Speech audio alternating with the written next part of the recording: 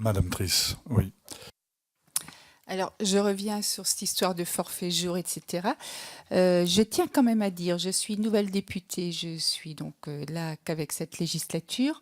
Lorsqu'on nous a expliqué ou proposé les contrats de travail possibles pour les collaborateurs, celui du forfait jour n'était pas très bien expliqué, en tout cas pas comme vous venez de le dire. C'est-à-dire que pour moi, quand on a une convention ou un contrat de travail cadre, il est forcément en forfait jour. Donc je ne voyais pas l'intérêt d'avoir un autre forfait jour et je ne comprenais pas trop pourquoi c'était celui-ci en plus de celui-là.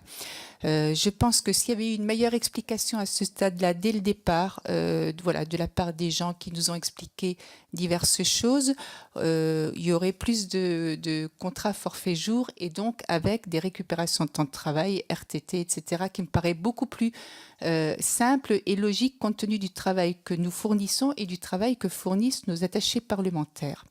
À ce propos, juste pour dire, vous parliez des 5 semaines et que c'est embêtant pour les gens qui ont des enfants, c'est embêtant pour tout le monde, a priori. Je veux dire, c'est pas parce qu'on a ou pas des enfants, c'est pour X raisons et on rentre pas dans la sphère privée. Simplement, c'est vrai que quand il y a un surcroît de travail, que la personne soit célibataire, ait des enfants ou n'ait pas d'enfants, ou soit mariée, peu importe, la question est la même, à savoir si elle travaille et si elle travaille beaucoup, il est normal qu'elle ait une récupération et éventuellement plus de congés sous forme de RTT ou, voilà, ou d'assouplissement. Ensuite, ce qui m'étonne, c'est que vous n'avez pas parlé de télétravail, parce que c'est une demande que moi j'entends.